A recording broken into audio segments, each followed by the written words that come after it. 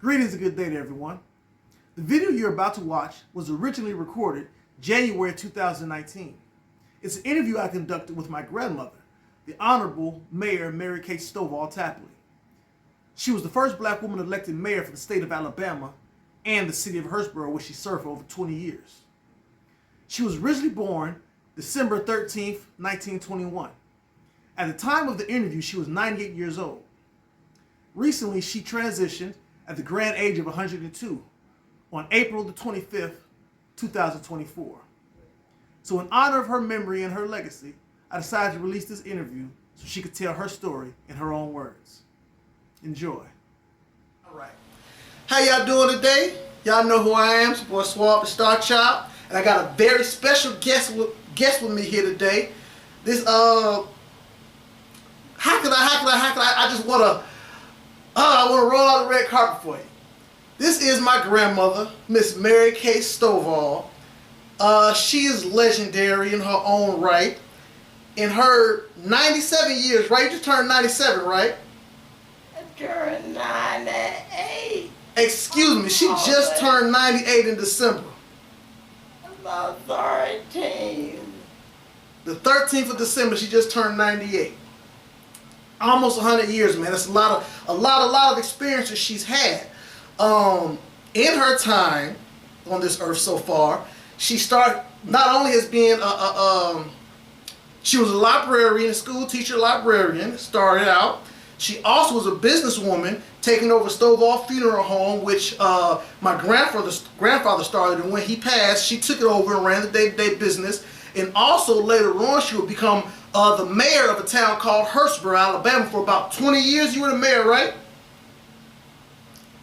I served on the council 20 years for 2 4-year terms as a council person. Okay, 2 4-year terms as a council person. Hey, it's a lot. I mean, it's just impressive that one person could do so much in their lifetime. And you were born, was 1921? What year was the year you were born? She was born 1921. So right now it is what, January the 11th, December 2019. So I just want to just kind of hear some of your experiences, some of the things you've experienced, some things you've lived through. You can start wherever you want to. And honestly, I think it'd probably be best just start, from the beginning. How was it growing up in Uniontown? Well, we lived in the country part of Uniontown. We didn't live in the city.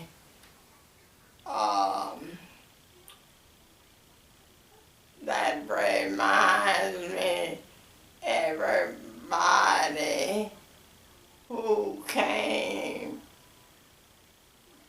by to see Daddy, especially the city folks. Okay. They would ask Daddy, Tim, how much do you farm? Okay. And Daddy always said 40 acres.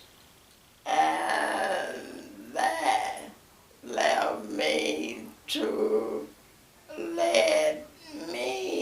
believe that Daddy was given 40 acres and a mule. Okay. He used to grow his own crops and everything for y'all? Yeah. Okay. He grew. That's what made people think Daddy was rich, because he grew peas, potatoes, peanuts, watermelon, everything you raised on the farm. Daddy had it. And Mother was good at planting a garden. Yeah. So we never had to go to town to buy groceries. Oh, well, y'all was rich then back then. Y'all had your own land, had your own crops to grow. Y'all didn't have to go to the store. I mean, go to the city for anything. Y'all had everything y'all needed. So yeah, I see why everybody. And y'all had 2 mules. Yeah. And mother came from a family that sold milk, and mama had 7 cows. Okay. So your mama's family used to sell milk. They had cows, and your mom ended up with 7 cows. Yeah. Okay. She wanted 15, but she never got the 15. So what was that? What was the most she had? Was 7 the most she had? To my knowledge. Okay. Okay. That milkman, M-A-N-Z-Y. Manzi. Okay, that was a milkman. Yeah. Okay. He would come and pick up the milk.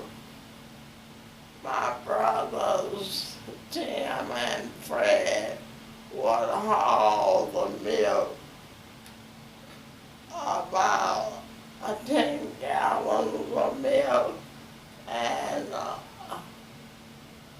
a little over and a 5-gallon can. They haul the milk to the stand where other people shipped the milk, Okay. and they would get a check about the 15th of the month and the 1st of the month. Okay. So they on the 1st and 15th, they used to get checks for the milk they would take to town. Okay. Okay. That was a nice little business. Well, Mama grew vegetables, so we didn't have to go to town Okay. often. How was it for you and your brothers growing up? By the time my brothers came along, Daddy had gotten a Model T Ford. Hold on. So your dad, who was my great-grandfather, had a Model T Ford. Yeah. Okay. So he was definitely doing good. I see why people thought he was rich. And what year was this? Do you remember about, or how old you were around this time? I was about 5 or 6 years old. So when you were about 5 or 6 years old, your daddy had a Model T Ford car. Okay, now let me ask this too. Because I know you, how many brothers and sisters did you have all together? So I know you had Tim, I know you had Fred, I know there's Chester, and then Ethel, right? Yeah. And it was you. That's 5? Is that 5? 5. Okay, and you were the middle one, or the oldest, or the youngest? What were you? I was the oldest mother had. I got you. Because Ethel was from his other marriage. I got you. Okay. My brother and sister, my brother who was named Chester Sanders, and my sister was named Ethel Sanders, were From his other marriage. Yeah. Chester and Ethel were from your father's other marriage, and then you, Fred, and Tim were from your mom. Okay, I got you. Okay, so it was 5 of y'all all together. Daddy had the Model T Ford, and how was that? How was it? I mean, because y'all, I'm sure not everybody had a Model T Ford, right? No, that's what made people say Daddy was rich. I think he was rich. I think he might have been. What made them think he was rich?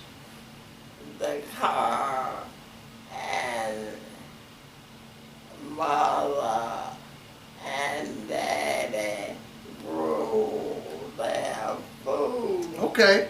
And they didn't have to Okay. go to town, and the terminology was take up groceries, Oh, okay. and they paid cash For the groceries. uh, But y'all ain't have to do that because y'all had y'all own. yeah. Okay. For you and your brothers and sisters growing up, how was that, like going to school and working on the farm? Or when did y'all go to school and did y'all have to work on the farm? What was it like for y'all as kids growing up?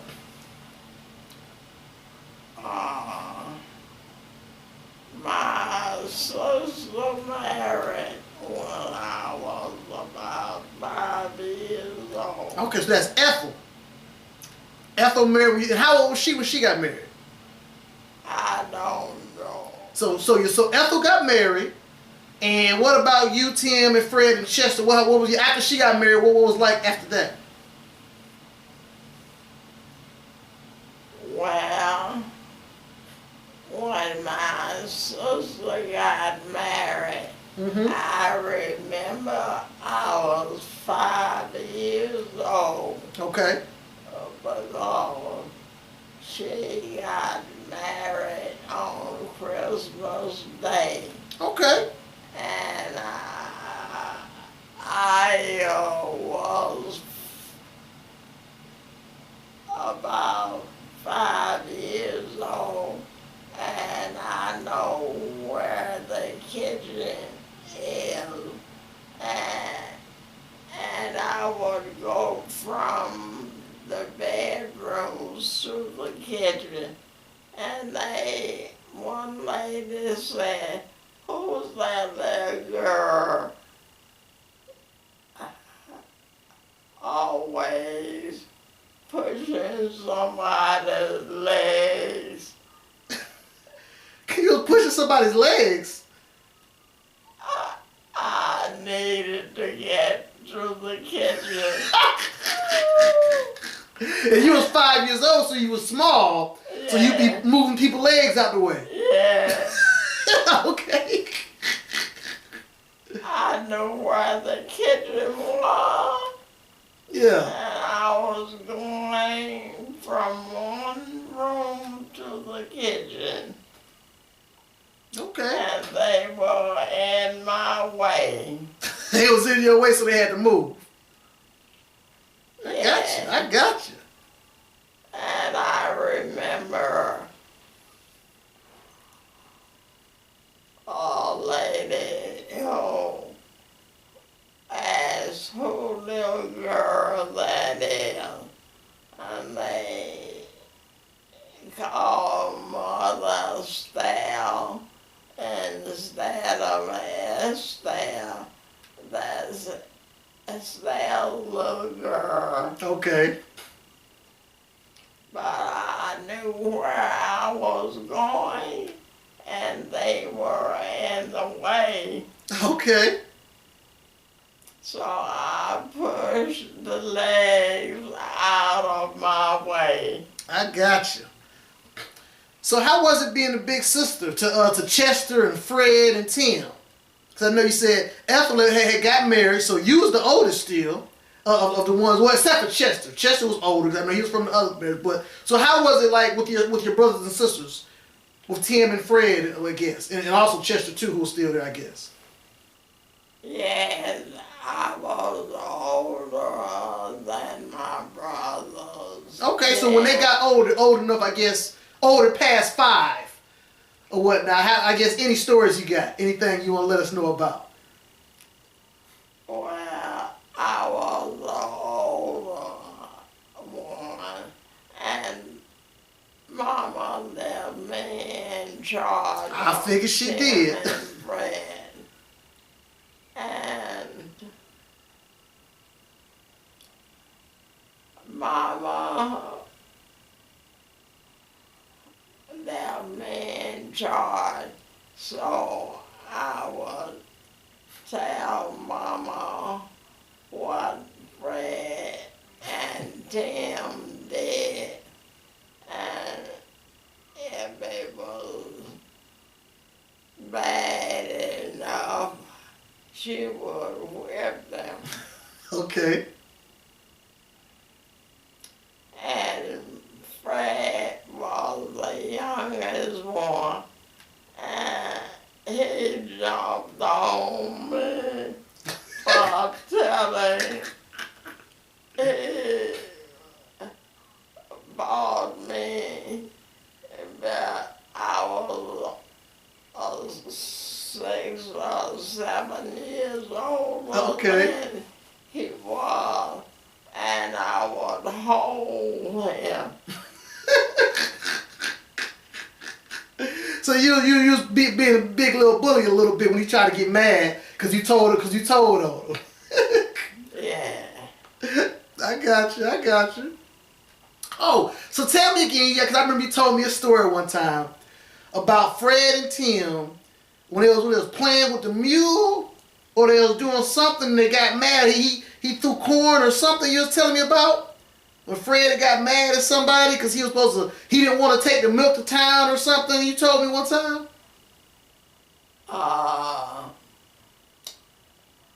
That was had to do with mother's daddy. Okay. So your grandfather? Yeah. Okay.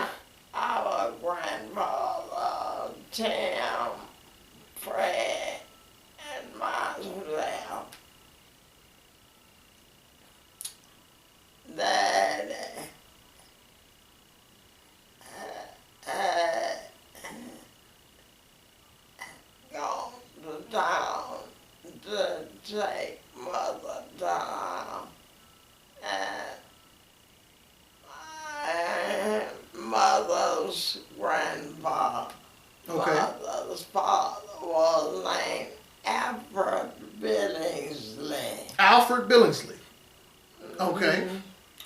And he used to come down to visit mother often. Okay. And mother left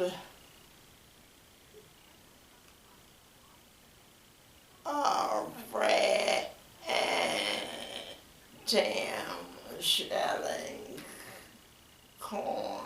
Okay, they were shelling corn. Okay. I remember some with corn. Go ahead. And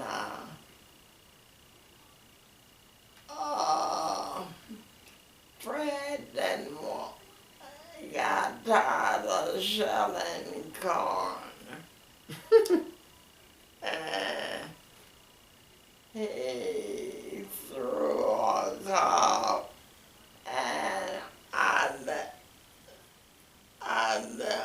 don't think he meant to hit him in the face, but he hit grandfather on the nose. And how old was Fred when this happened? He was about 4 or 5 years old. So at 4 or 5 years old, Fred and Tim were shelling corn, and Fred got upset. He was tired of shelling corn, and he threw the corn, and it hit Grandpa Alfred Billingsley in the nose. Yeah. And he got in trouble for that, ain't he? Yeah. And grandmother told Fred, I'm gonna tell a spell on you. My mother's name was Estella. But they used to call her Stella. Or Stella. Yeah. Stella.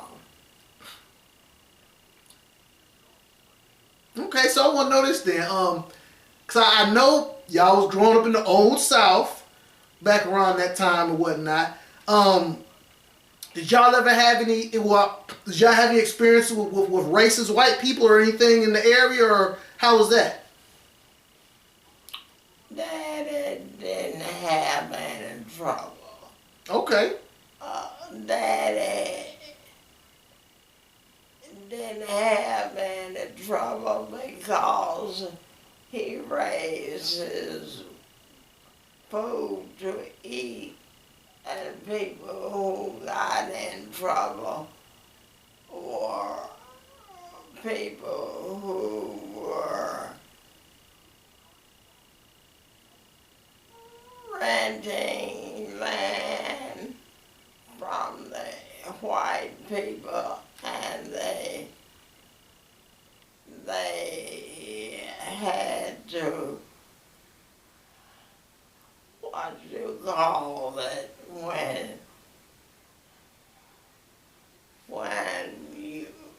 you don't pay for your food or clothing. Oh, so they were sharecroppers. Other people had a sharecrop. I don't know what is sharecroppers. You said it's kind of like when, because you said the people who have issues are people who would be renting land from the white people, and they got their clothing and their food from the white people too. Yeah. That sounds more like sharecropping. I remember people talking about sharecropping because a lot of times they said they would the white people would try to cheat the black people and stuff. And I got you. Okay, so your daddy he wasn't in that type of situation. No. Gotcha. Okay. Because mother and daddy grew their food. And they owned their own food. They didn't have to give it to nobody or nothing like that. So everything that they grew was for them. And for y'all. Yeah. Okay. So yes, so daddy he didn't have to deal my grandfather, your daddy, didn't have to deal with a lot of the issues that some of the other people had to deal with as far as sharecropping and whatnot, because he had his own. Well, daddy raised food. Yeah. Like peas and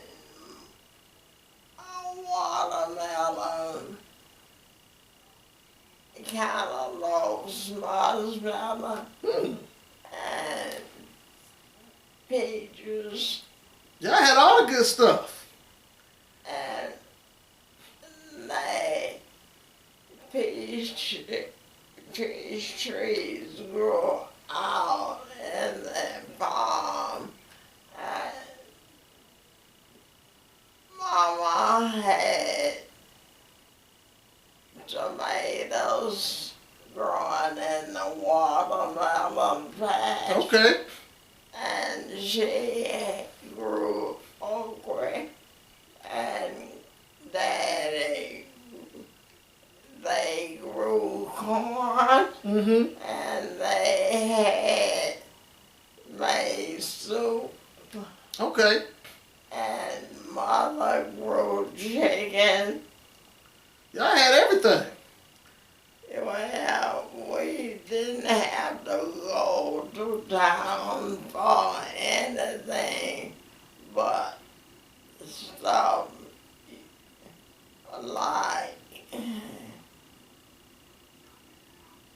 like what you didn't grow on the farm. Okay. Anything y'all didn't have, y'all had most of what y'all needed on the farm. Anything y'all didn't have, y'all go to town, and that's why you said Daddy didn't have to go to town that often, because y'all had most of what y'all needed. Okay, so how was school like? So, I mean, I guess when did you start? Did you go to school? When did you start going to school and learning? And how was that? How was that for you back then? Cause I mean, you was with Southern Normal School you went to. No. Okay. Lincoln. Lincoln Normal. That's right. My mom went to Southern Normal. You went to Lincoln Normal. Okay, so how was it at Lincoln Normal? Because I know you're an avid reader. I know it started somewhere. Well, when I went to Helen Hall, I read through the primer the first day. Wow. Because Mother and my brother Chester and my sister Ethel taught me to read Okay. before I was school age. Oh, so you learned how to read early. Okay. Yes, I did. And I read through the primer the first day I went to school. So what was the primer? What was that? What was you say you read through the primer your first day of school? What exactly was that? That was a little book, hardback book that had the ABC. Oh, okay. And I knew the primer was about the gingerbread boy. Okay, a little gingerbread man. Okay. And this little old lady found a sixpence. I never knew what a sixpence was, Uh-huh. but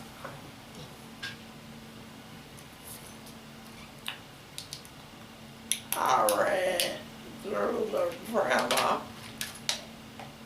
On your first day there. first day there, and my brother Chester and my sister Ethel had taught me to read, When you was real young. Okay. and Mother don't leave Mother out. Okay, yeah, she helped you out too. Yeah. Okay. So when you was at Lincoln in school, how was that? How did you enjoy those times? Well, I could spell and read, and I made 2 grades at Hammond Hall, Okay. and they put me back to, I was promoted to the 6th grade at Hammond Hall. Okay, so you got promoted to the 6th grade? Wait a minute. I'm sorry. Go ahead.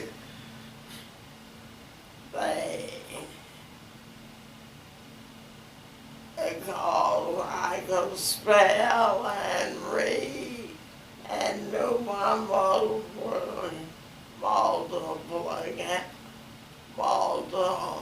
The multiplication. table. I made 2 grades 1 year.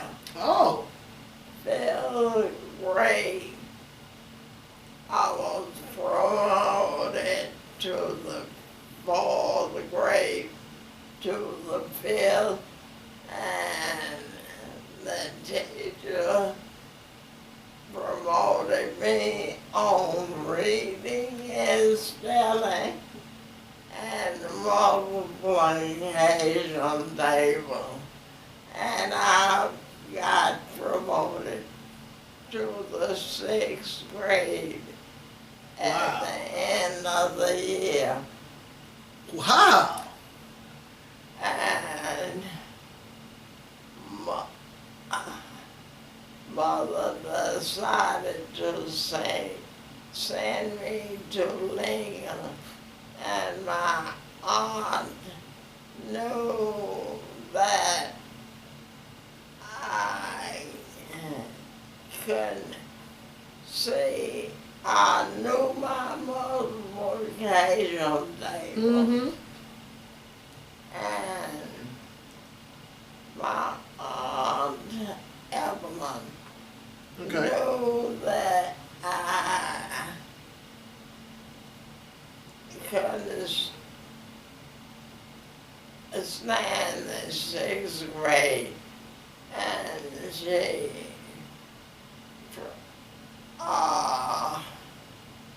when she carried me to school, she carried me to Lincoln, Okay. and then, and I think she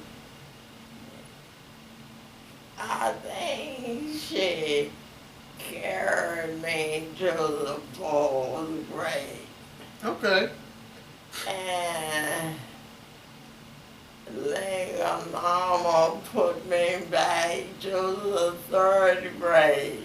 Okay. So when you was at Hendon first, the first school, they bumped you up to the 6th grade, and then when you left there and went to Lincoln Normal, they moved you back down a little bit. They thought you was too young. Yeah. Okay.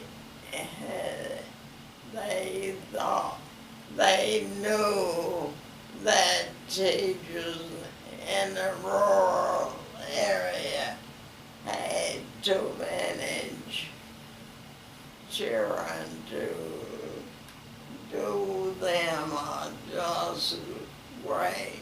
I got you. Just job. 'Cause I worked in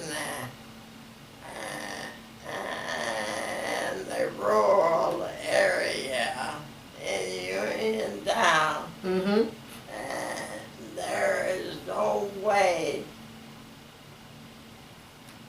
that I could have made 2 grades. I got you. Yeah. Okay, it makes sense. And I understand what you're saying. Okay. And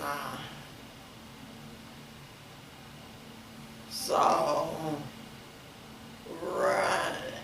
coming from the rural to Lincoln, they put me back to the third grade, I got you. and that's where I should have been. I see what you're saying. Okay. Okay, I see what you're saying. So once you got to Lincoln Normal, and now how was Lincoln Normal? Would you went there from a 3rd grade to high school? Did you graduated? Or how long did you stay at Lincoln Normal? Till I graduated. Okay, okay. I made A's and B's. I know you did. They did right to put me back to the 3rd grade. I got what you're saying. Because basically you were saying at the first school where you were at in the rural areas, they were kind of overpopulated. They had too many students anyway. So because you were a smarter student, they were kind of just pushing you up through, thinking you didn't need certain things because you were smarter than most of the kids out there. But when you got to the city, which Lincoln Normal was in the city, right? When you got there, they realized, okay, you know, she's she's a smart girl, but we still got to make sure she gets everything that she needs. So that's why they make sure they put you back in the 3rd grade and let you progress that way. Okay, that makes sense. That makes sense. So, okay, so you had Lincoln Normal. You went through Lincoln Normal. That was pretty cool.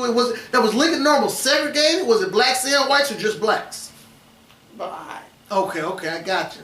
Okay, so about what year was it when you graduated from Lincoln Normal? 40. 1940? 1940. 1940? Yeah. Okay, so that was was it right before World War II started? Or right during World War II?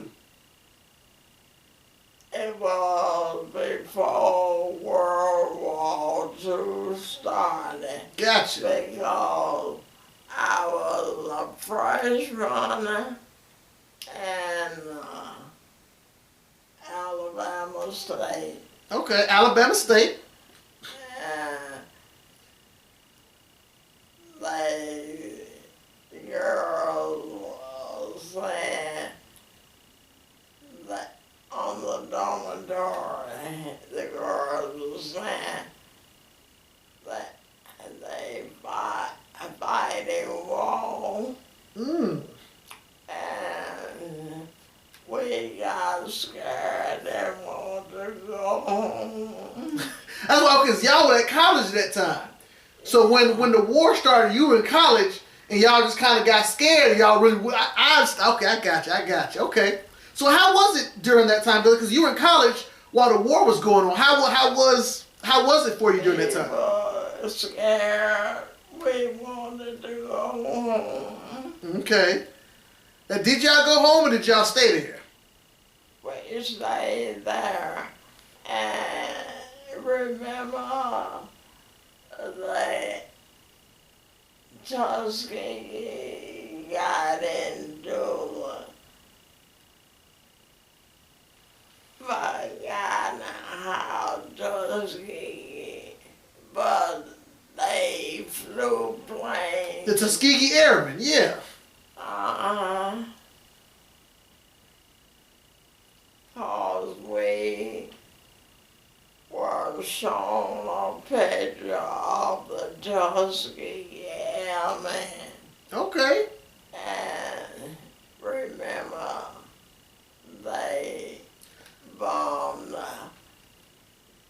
what island did they bomb? Nah, I'm bad about some of the specific. That may have been when they bombed Japan in World War II, I think. That may have been, or it's about Pearl Harbor when Pearl Harbor got bombed? Pearl Harbor. Gotcha, okay. Pearl Harbor. Wow. So you remember when Pearl Harbor got bombed?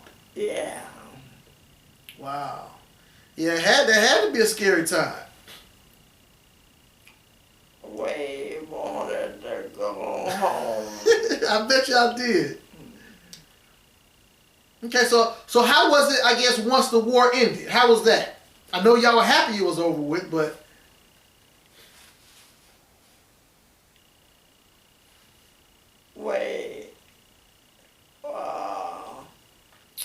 We were in college and they showed pictures of the airmen and Tuskegee bombing.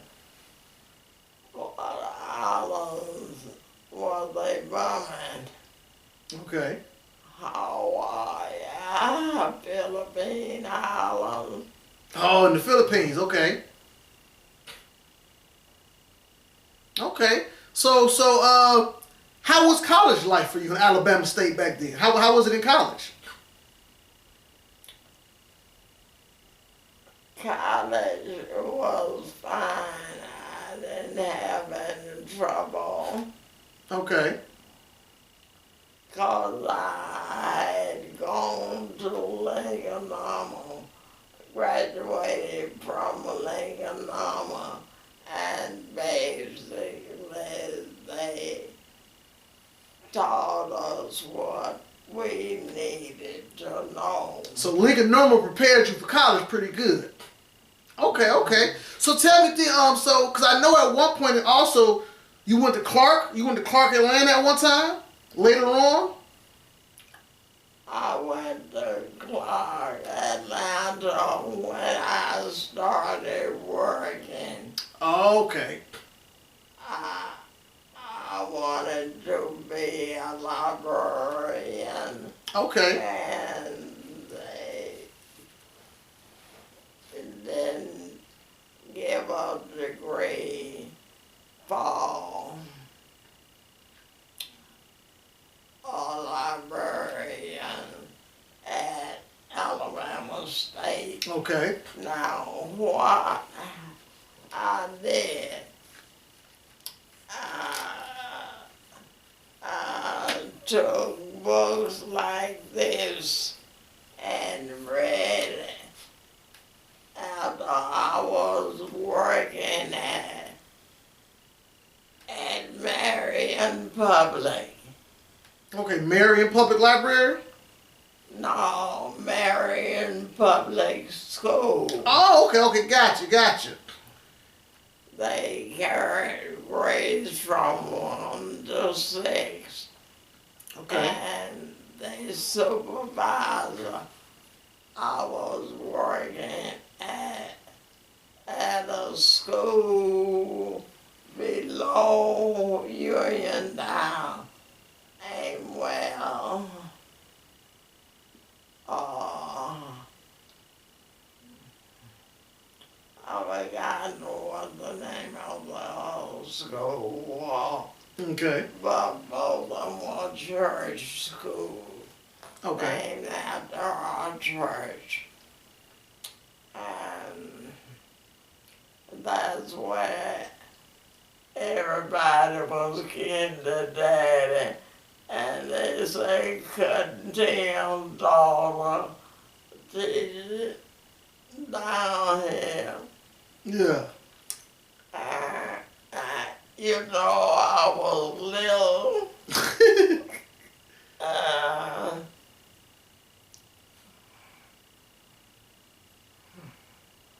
You're grown, but I would tell you that Mr. Patton from Marion was teaching down there, and they couldn't say nobody stay down there. Excuse the expression, but Mr. Patton, they told me after I got on there, said, Mr. Patton said, you ain't gonna be patting down my ass. He said you ain't be patting down. What he said? You ain't be patting down my ass? Yeah. Who's they trying to pat down him or pat down you? Patton. I knew Mr. Patton. Okay. Patton. Okay, Mr. Patton. Okay. Yeah. He went to our church and I knew him very well. Okay. But they sent him down there and told the children, you ran the teachers away, but you ain't gonna be patting down my ass. I got it. So the kids was wild and they was running teachers away. And Mr. Patton said he ain't having that. He said, y'all ain't about to run my guys out right here. Okay. So Mr. Patton was a man, he ain't take no mess. Okay. And they sent me to the same school. Okay. So you started off in the I don't want to say the bad school, but I got you where the kids were a little, they needed some discipline. Yeah. But I got some switches tall as you. You had switches for them. I got you. Did you have to use them switches? I used them. And one girl, Laura Straughter, I never will forget Laura Straughter. Laura Straughter, okay. Laura Straughter. See, I never will forget the Straughter, cause the Straughters were related to Daddy. Okay. And they said, condemn,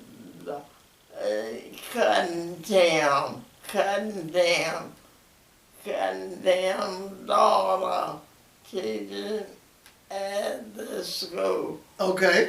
and they was sort I got some sweaty doll as you, and this daughter girl line up and she got in a line. Her head was sticking up over the little children. So she was tall for her age. Okay, okay. And she got up there with the little children. I said, Laura, get in line. Okay. She moved one person back, and she ain't gonna move no more. Okay.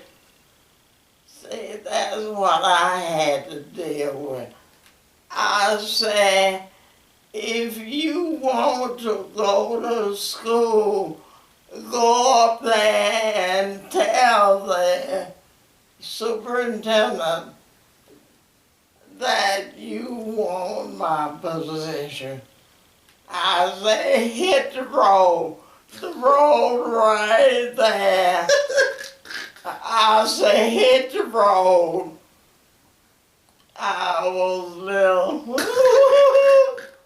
I said, hit the road. That was the road right there. Yeah. And what did she say? She moved back. The shit won't. I said, you want my job? I said, hit the road. Go up there and tell the superintendent you want my job. Yeah, he says only gonna be one boss in this classroom. I hear you. And you ain't had no more trouble after that, did you? Okay.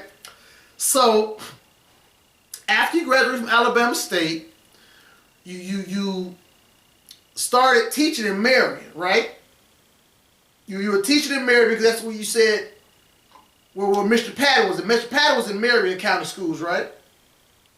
That was a bad one at Amwell. Okay.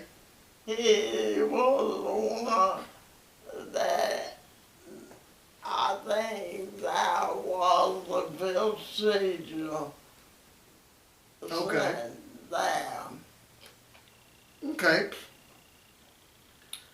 And I was sent to the school that was a church school. I got you. They taught in the church. Yeah.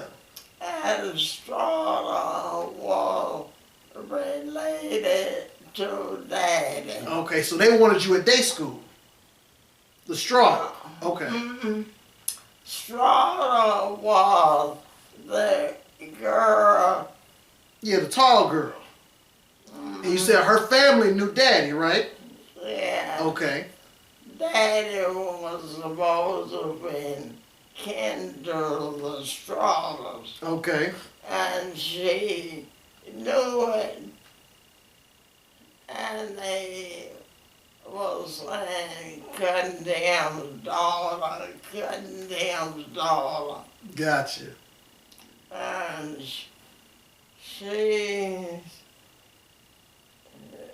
wasn't gonna move. I got you. But I had gone to the country school. So you already knew how it go. You already knew what was up. Yeah. Okay. I was started out in a country school, Gotcha. Hannon Hall, and they Mr. Wade was the teacher, and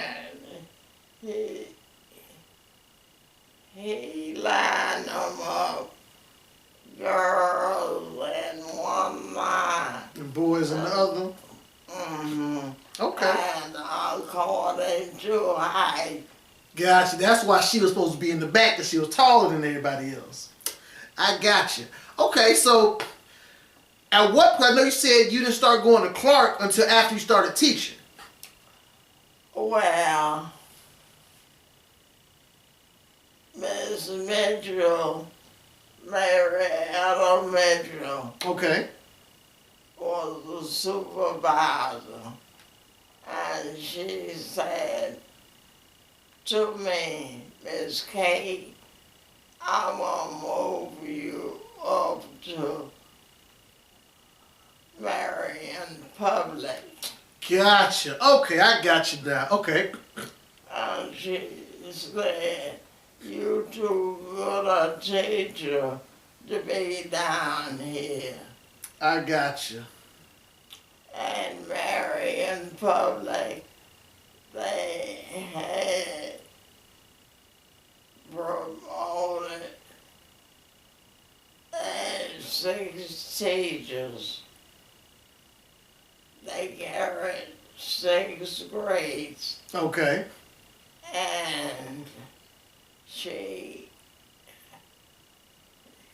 sent me to Marion Public, where each teacher had a grade. Gotcha. Okay. But you were a librarian though at that point. No. Oh, you were still teaching. Yeah. Okay. Okay. But I read boarded in Dr. Hatch's class house. His wife was maid Louise Hatch. You said Louise Hatchet? Hatch. Hatch. H-E-T-C-H. Okay, Hatch. I got you. Okay, Louise Hatch. Okay. And he was, they let the house out to the teachers. Okay, I see what you're saying. And the supervisor who knew me said, Miss Kate, you too good a teacher to be down here. Say, I'm going to ask the superintendent to let you Go to Marion schools. marry in public. Okay, Marion Public Schools. Okay. And she did. And I voted and Dr. and Louise Hatch's house.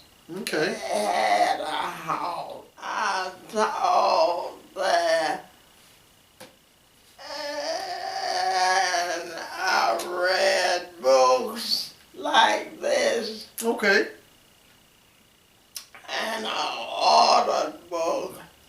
I started out with modern romance, but I graduated from modern romance Okay. to books like this. I got you. Okay, so. Wait. Okay, I'm sorry. Dr. Hatch was over all the schools in the state. In Alabama? Mm-hmm. Okay. This was a black guy? Yeah. Okay. Black guy. And his wife, he was a supervisor. Okay. And his wife worked at Alabama State College. And so both of them let their house out to teachers. Gotcha. In the area and stuff. Okay. Mhm. And I would be reading stuff like this, Okay. heavy stuff, Yeah. you know. And he would borrow my books. He borrowed books from you. Yeah. I gotcha. Okay. He said, Miss Sanders, what you got reading this time? And I would lend him my books. Okay. I remember the last one I loaned him was based on the Bible, Okay. the King General. It's called The King's General. Uh-huh. Okay, there's a book called The King's General. Okay, I'm gonna have to check that out before a bit, see what it's about a little bit. Mm-hmm. But I ordered the book. Okay, you used to order them. Uh-huh. Okay. So, tell me what led you to go to Clark, Atlanta. How'd you end up in Atlanta at one point, going to Clark? Well, I needed a degree in library science. I wanted to be prepared for the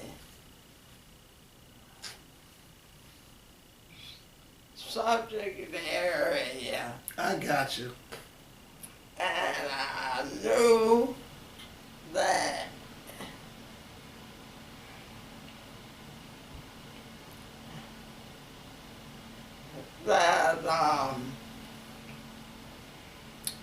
you could take subjects in librarianship, Okay.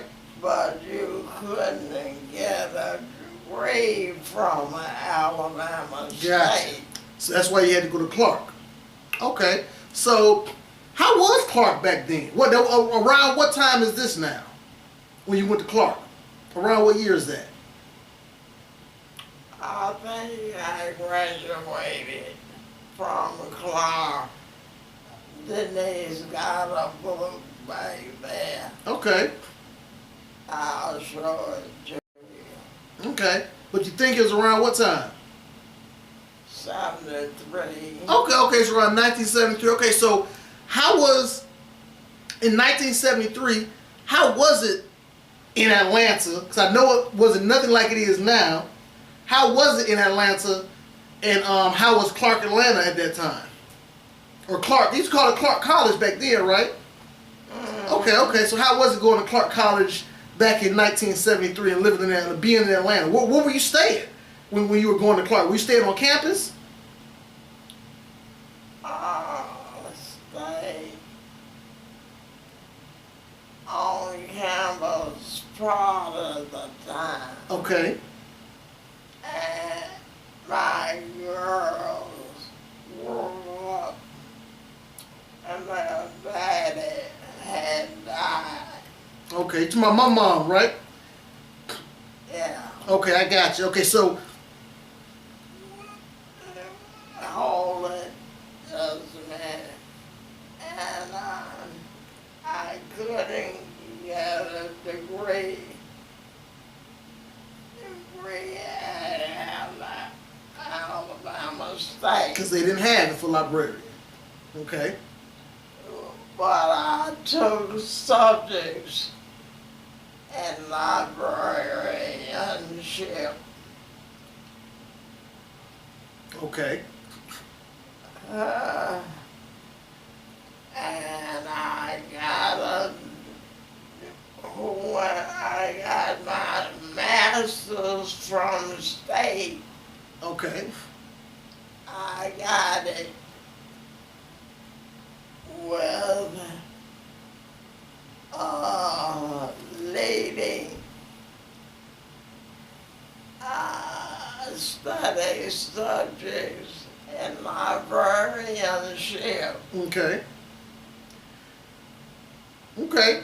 So let's do this. Let me ask this.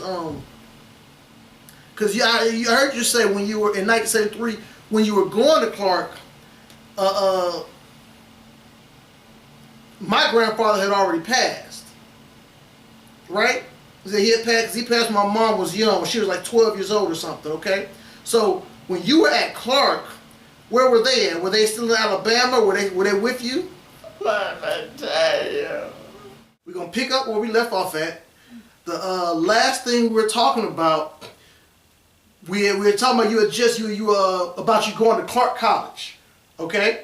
And you told us you're going to Clark College, and at that time, I think you said your husband, well, my grandfather had passed, so you wanted your daughters to come down there with you. Yeah. Okay, so let's pick up from right there. We're using Clark, Atlanta, and tell us about how my mom and her sister ended up coming down to Atlanta. How that was. We'll just pick up from there, okay?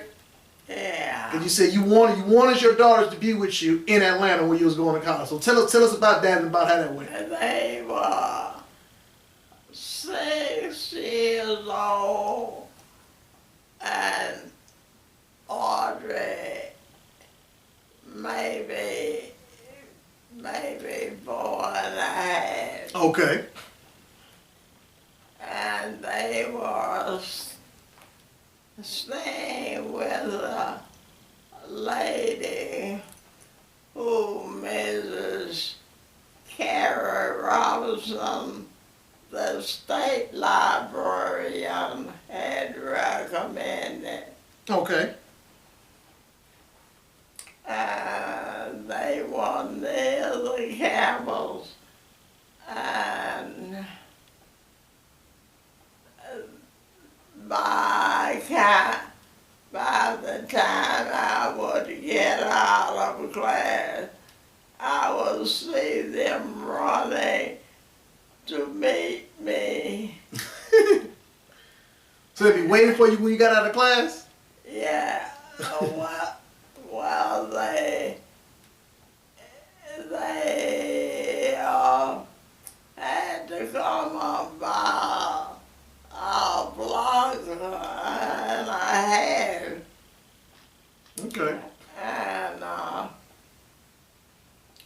they were little and they would run fast. And they would be glad to see me, and I would be glad to see them. Okay. Well, we spent one summer on the campus, and I think I can't think of another way. Oh, I forgot.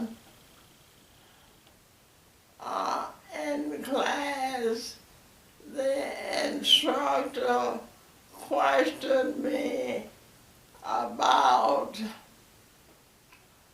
an author who was quoted by me Okay. as doing a writing, and she questioned me,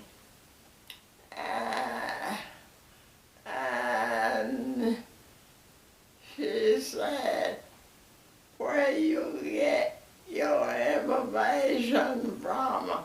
I had done a thesis at Alabama State, Okay. but I didn't tell her.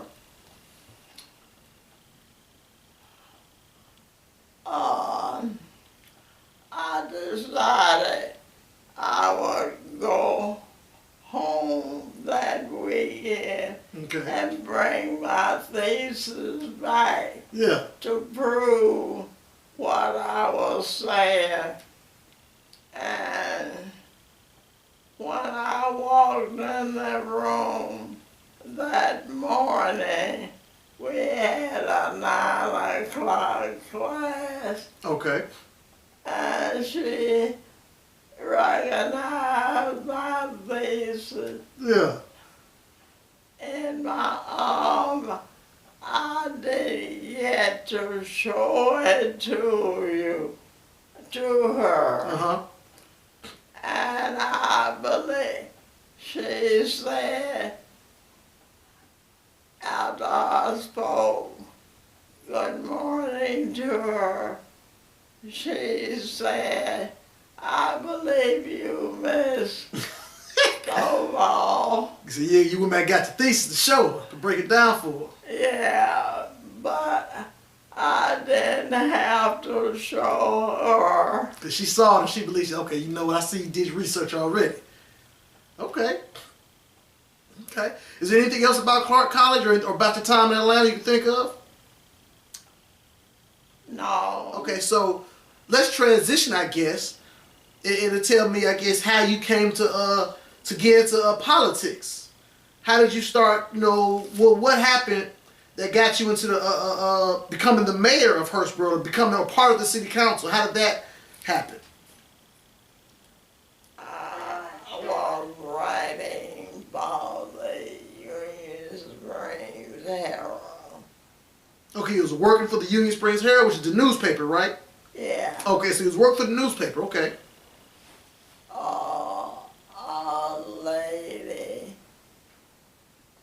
who was writing for the Union Springs Herald operated a drugstore, but she sold everything Okay. in this store. But she was writing for the Union Springs Herald, and she and her husband got ready to leave Hurstboro, Mm-hmm. and she asked me would I be interested.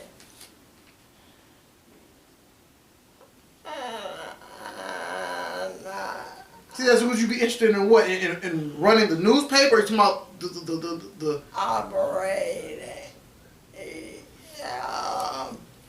get news for the Union Springs Herald. Okay.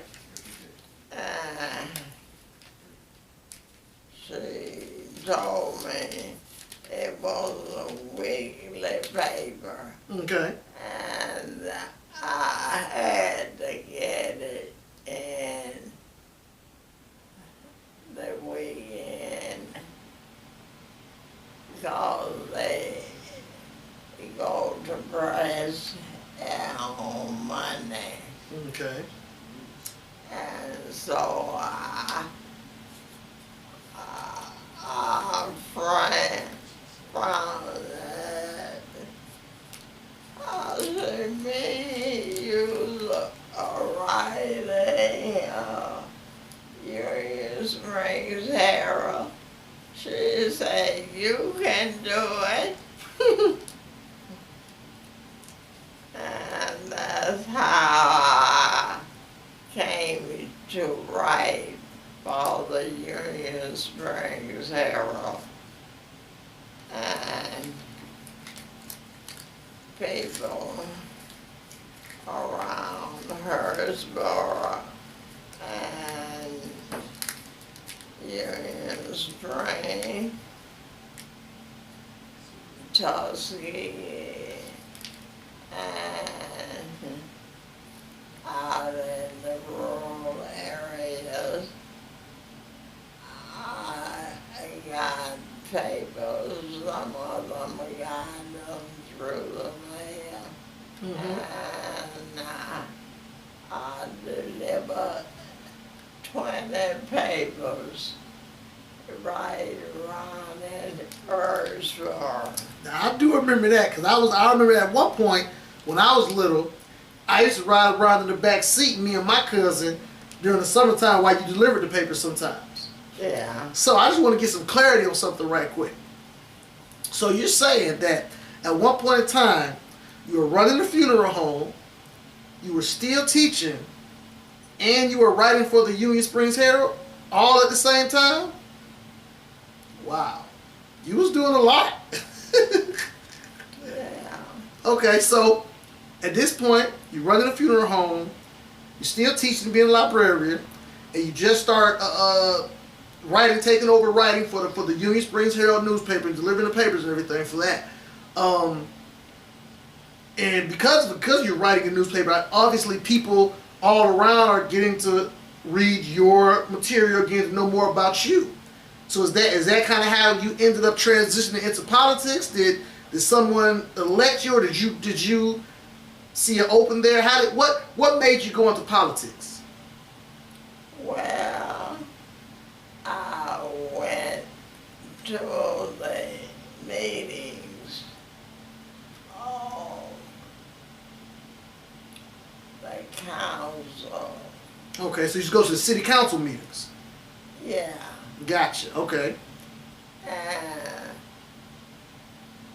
the lady who was writing of the news had gone, and she asked me, remember I told you about the store she was operating? Yes, the lady who had the drugstore. She used to sell everything there. Okay. Well, after she left, I said, what am I going to get to write in the paper?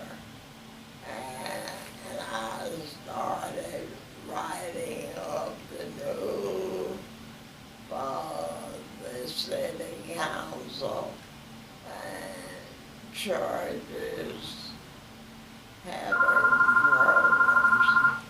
Mm-hmm. And whenever the school would have a program, they were putting in the paper. Okay. I put that in the paper. So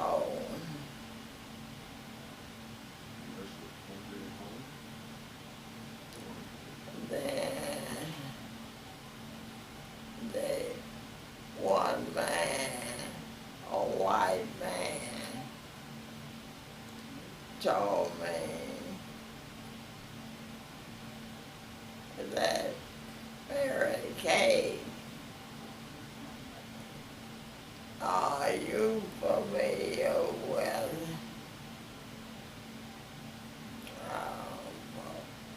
forgot the name, but anyway, it was a house, Okay.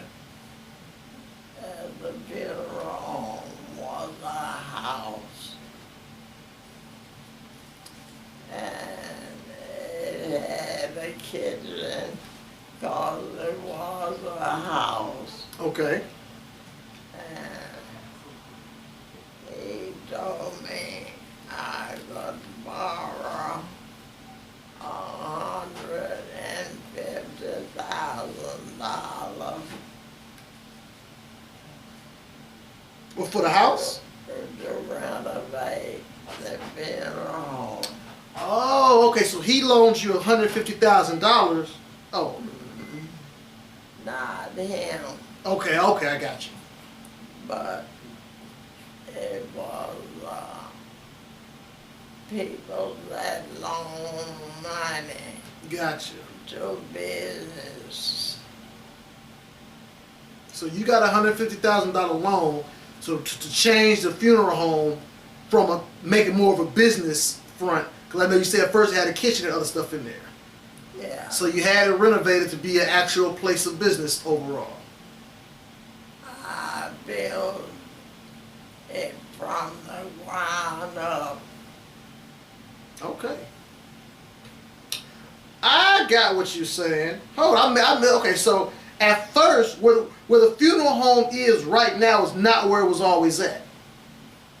No, it was a house where you step off the street, the steps, and the funeral home, and it was a house, Okay. 2 rooms, and 3 rooms. The 3rd room was the layout room, and the back room was the kitchen. Wow. So what you saying is you took that, you basically rebuilt the house that was there. You basically just renovated, changed it all up, you know what I'm saying, to make it into what it is now. Yeah. Okay, that's impressive, Grant. That is very impressive. Okay, so we could go back to when you were saying that you used to go to the council meetings. Once you worked for the paper, you used to go to council meetings. And what happened at the council meetings? From how do you transition from the council meetings to get into the mayor's office or to be on the city council? They weren't doing things properly. Okay. And I was visiting every council meeting.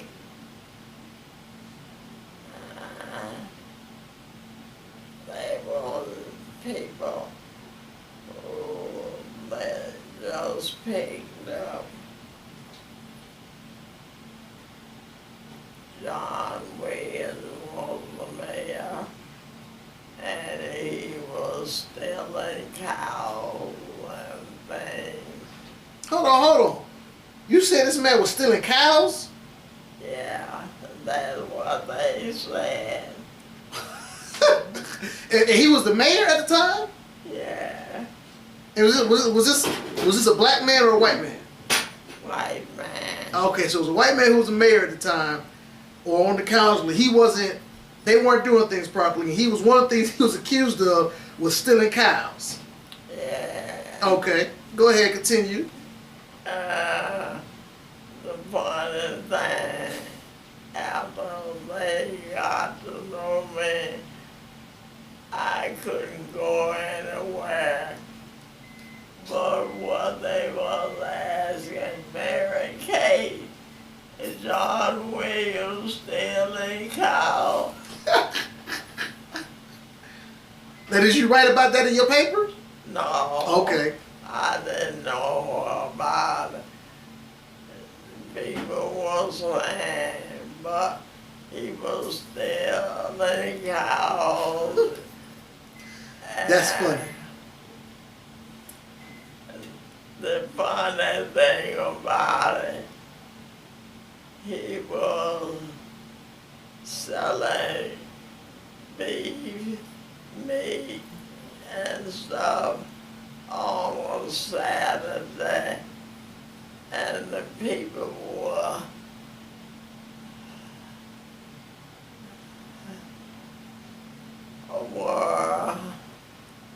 crowded. I bought some because they were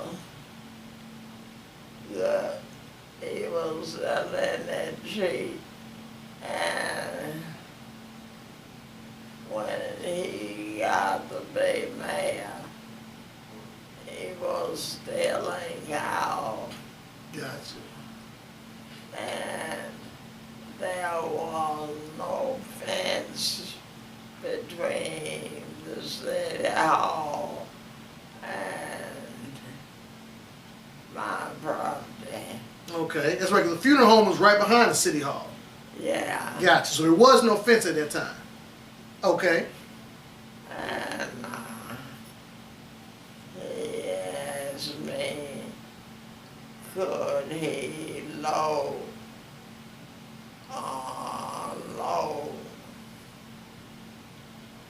they had to come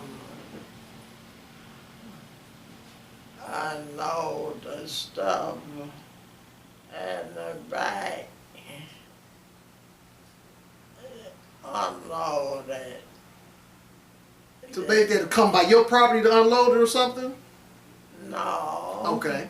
But they would use my part of my property to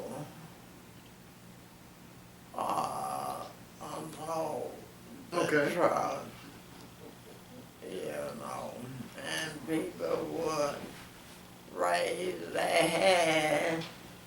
It was crowded, Mm. and they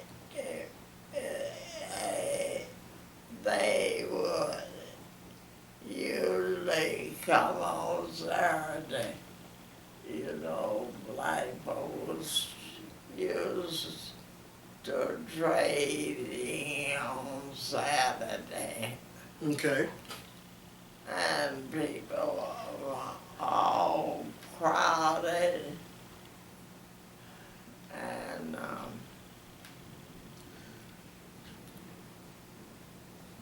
well, then after he became mayor, John Williams, I couldn't go anywhere. Without folks telling you that he was stealing cows. Yeah. Okay. They like I went into the courthouse, barricade, John Williams stealing cow. I said, I don't know. I didn't see him stealing. I have nothing to do with that. Okay.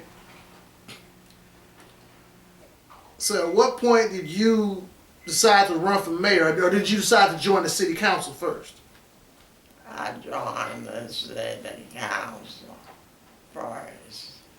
Okay. And I said, shoot, I could do better than that. So you got on the city council, and after kind of seeing how they was running stuff, but you said they weren't running it properly, you said to yourself, I can run this better than they doing it.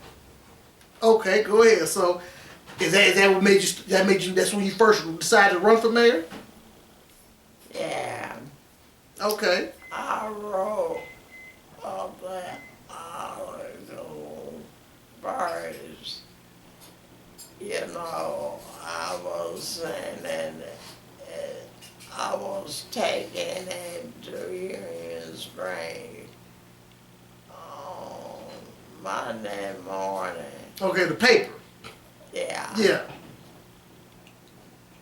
And the papers would come out on Thursday. Okay. And I had a paper route. Black folks and white folks were buying the paper. Okay. It wasn't but 20 cents. 20 cents for the paper. Okay.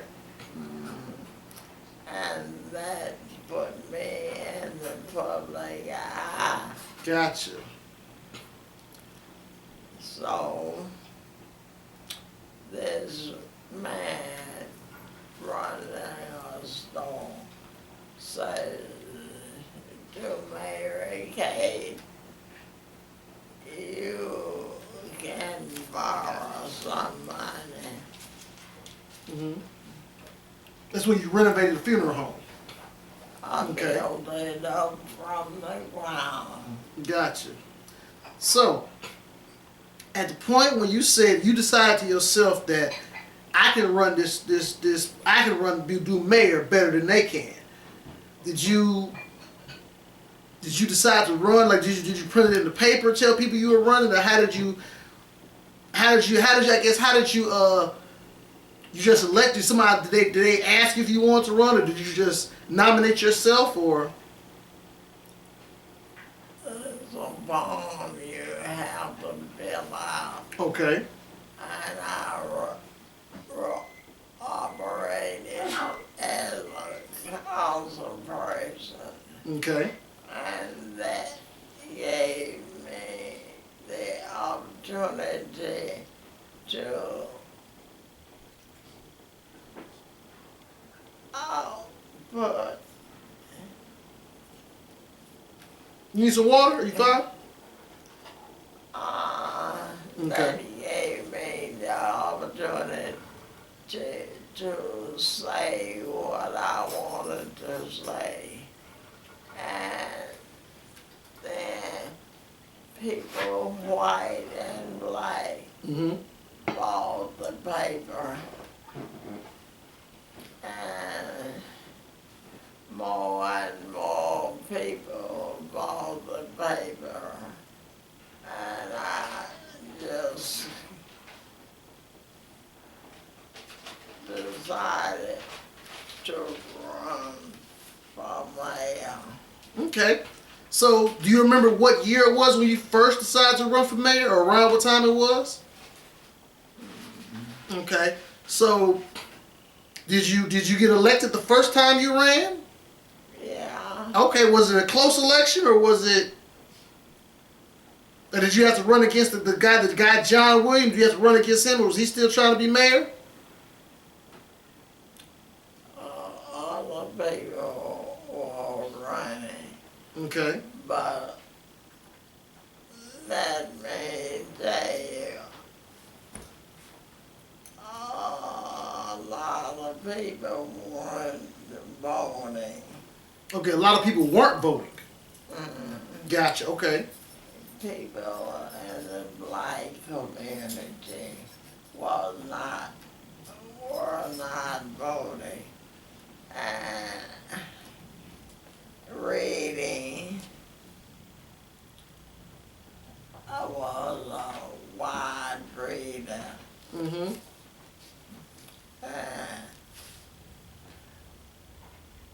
And I would go to Montgomery. I was going to school in Montgomery, summer school, and I knew where just about everything was. Okay. And they had, I don't know what you call it, but a place where you go and pick up papers free and buy some papers if you wanted to, Okay. magazines. And came across this article. If you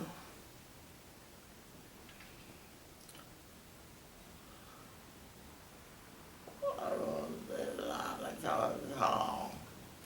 But people that lived in the city limits could vote even though their names weren't on the voting list. Gotcha. Okay. And,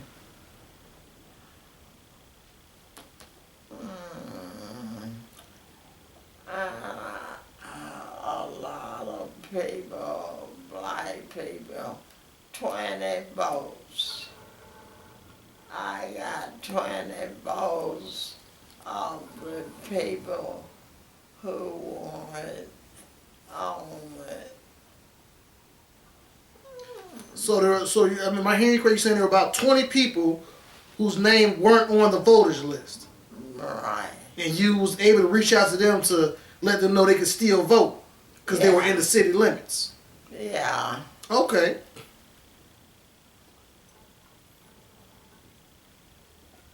I was think about it after a while. Okay. Tomorrow.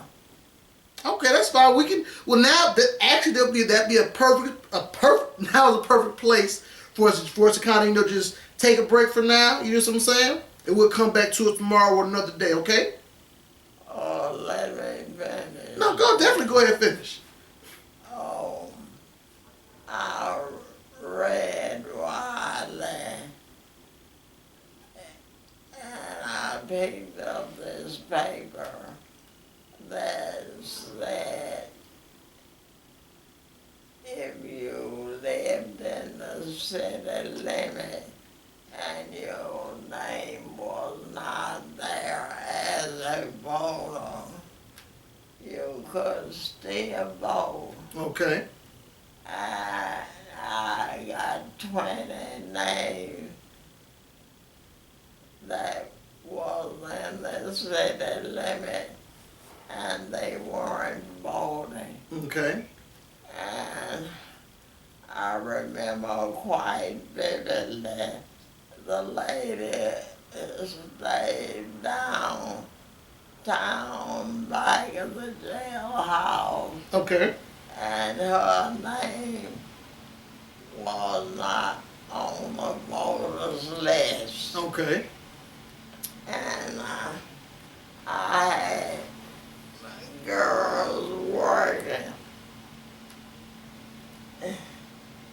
library assistant, but they could work and they had a record of the voters and the people who didn't vote Okay. but were eligible to Gotcha. vote. And I had them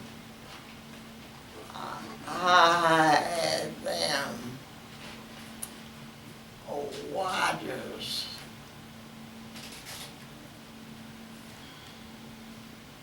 I said,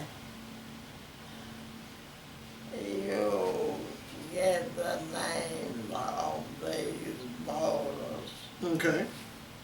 And there were 20 names That didn't vote. They were on that list. They didn't vote though. yeah, Okay.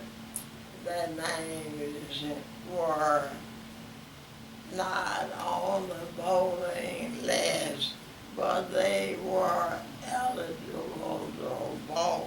Okay. And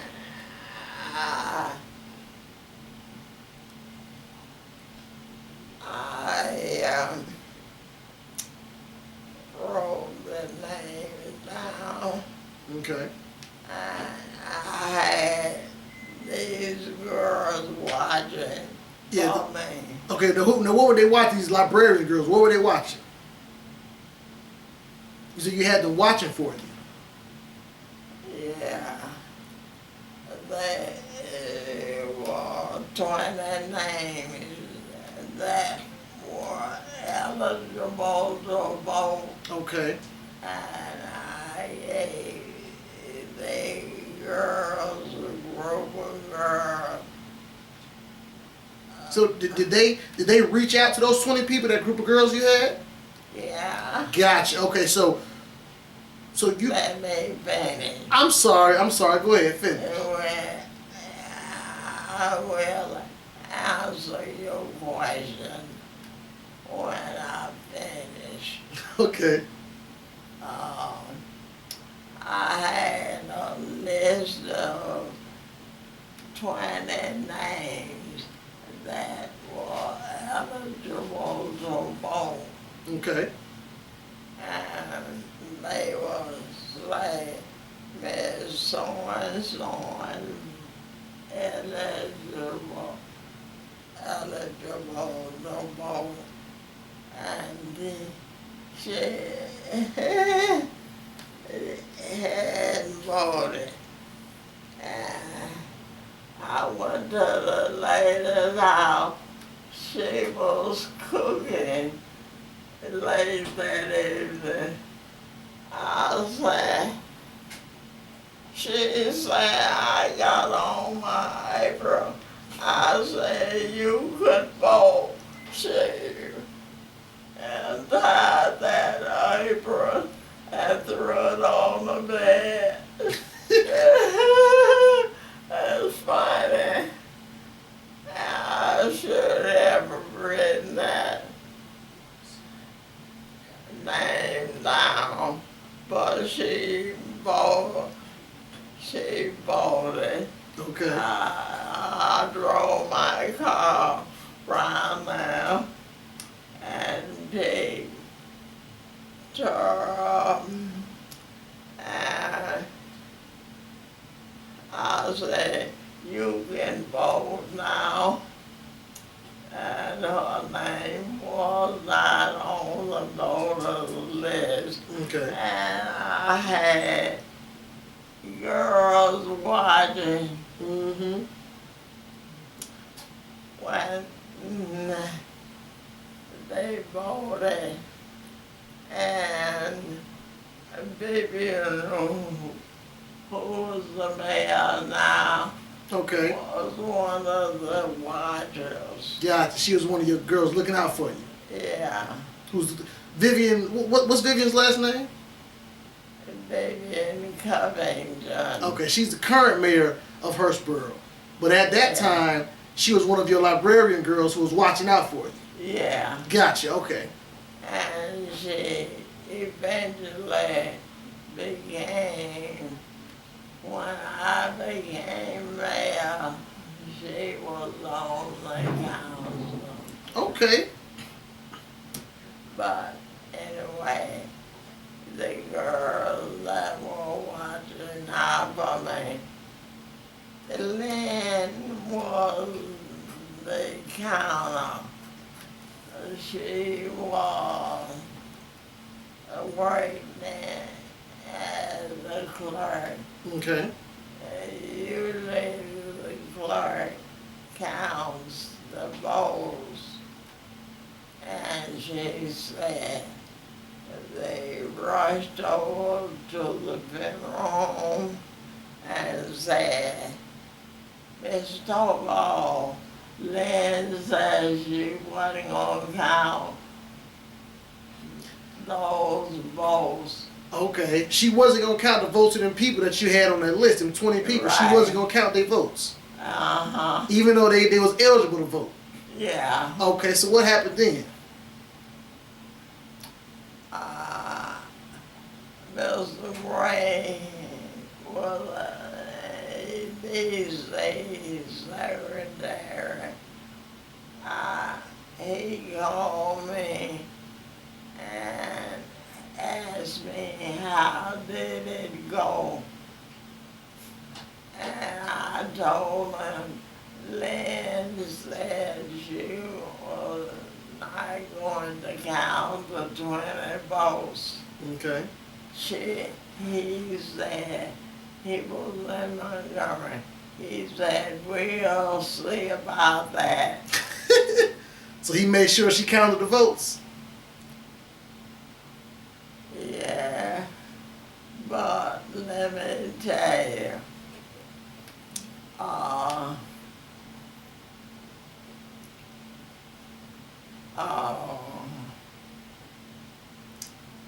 I got an order to go to court in Phoenix City. Okay. You had to go to court in Phoenix City. Uh-huh. Okay. And most of the black folks heard about that, and they had half of that room filled, nothing but black folks. And I was sitting on this side, Okay. and the newspaper was there. The newspaper reporters were there. Okay.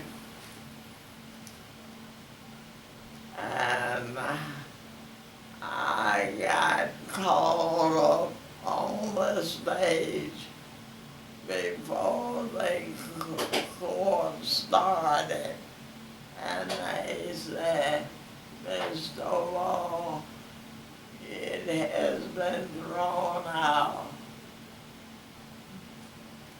What, did they threw out the votes? They, they, not the votes, the process had been thrown out. Okay. I didn't have to stay too long. Gotcha. And he said, you can go home. Okay. And I was upstairs. And I was on my way downstairs to get in my car to go home. And the reporter was running around with Miss Stovall. And then she come downstairs and he took a picture of me, and it was in the Dozen paper, the Phoenix City paper, and Montgomery paper. Yeah, they had a picture of you with all them papers. No, not a picture of me. My name was in that, as indicating that they could count Those votes. Mhm. Okay. And the 20 votes put me in the mayor's office. Wow. That's a story. That is a quite story. So just making sure I heard it correctly. At the time when you were running for office for mayor of Hurstboro, the first time you were in, there was a voter issue because you said a lot of black folks at the time weren't voting.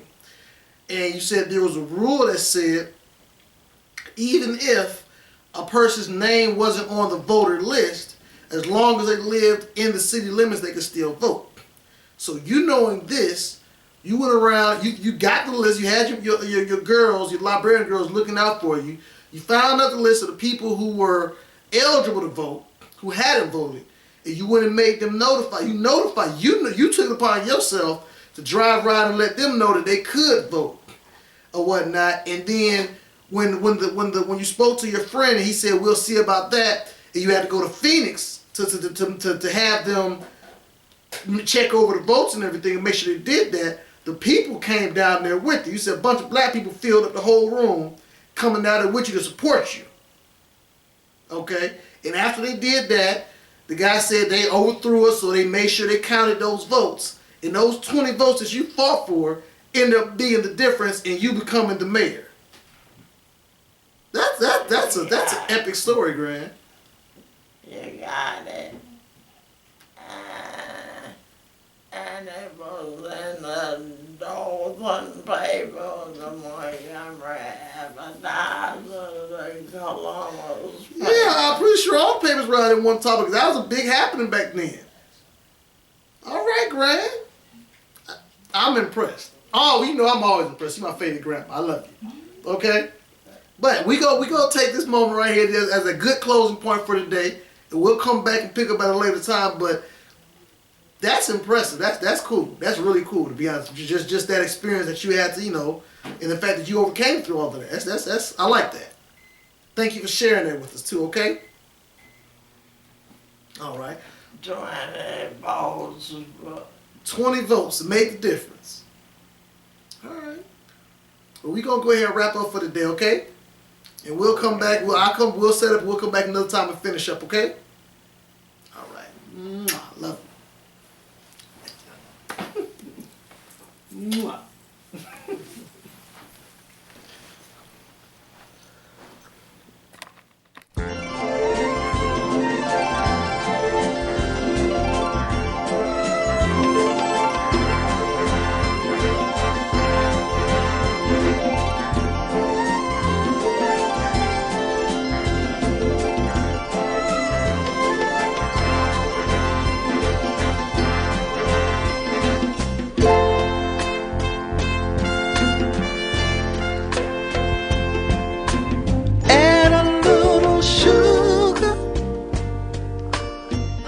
honeysuckle and a great big expression of happiness.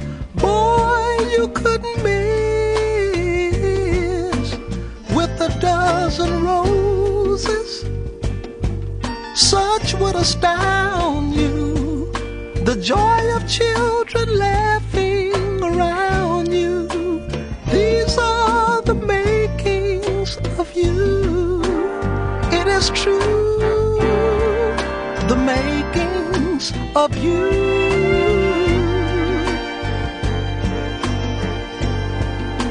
The righteous way to go, little one would know or believe if I told them so. You're second to none, the love of all mankind should reflect some sign of these words I've tried to recite. They are close but not quite, almost impossible to do, reciting the makings of you.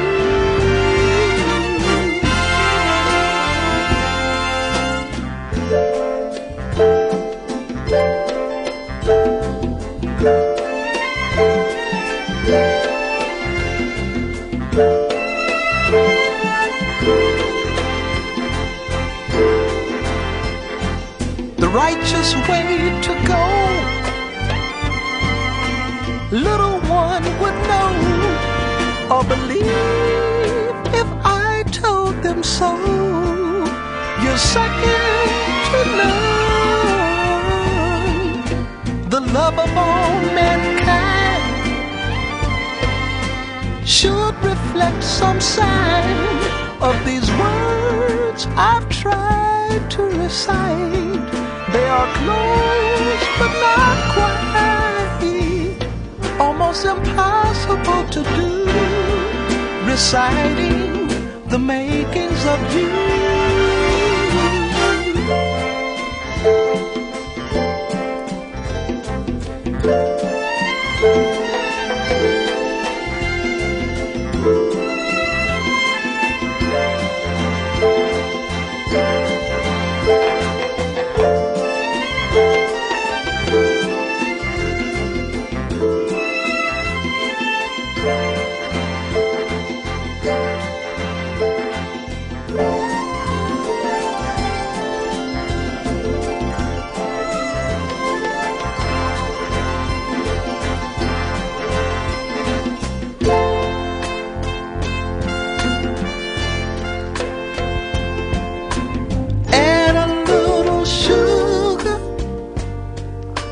Honeysuckle and a great big expression of happiness. Boy, you couldn't miss with a dozen roses. Such would astound you, the joy of children laughing around you. These are the makings of you. It is true, the makings of you.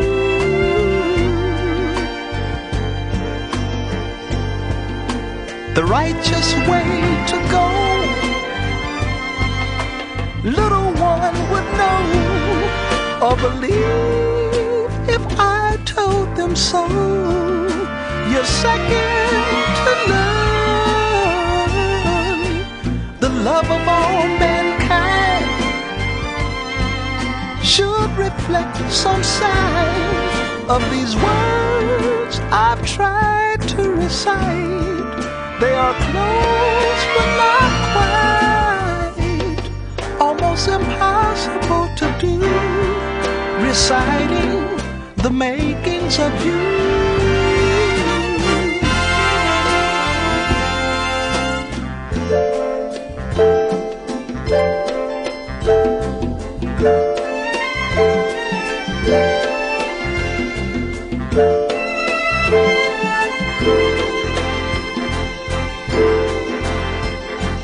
the righteous way to go. Little one would know or believe if I told them so. You're second to none, the love of all mankind should reflect some sign of these words I've tried to recite. They are close but not quite, almost impossible to do, reciting the makings of you.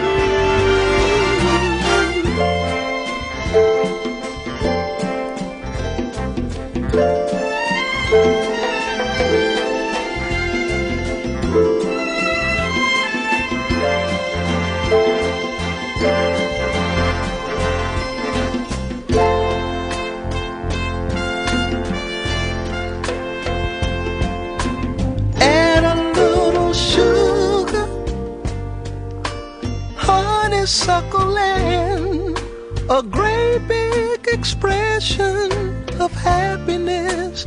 Boy, you couldn't miss. With a dozen roses, such would astound you. The joy of children laughing around you. These are the makings of you. It is true, the makings of you.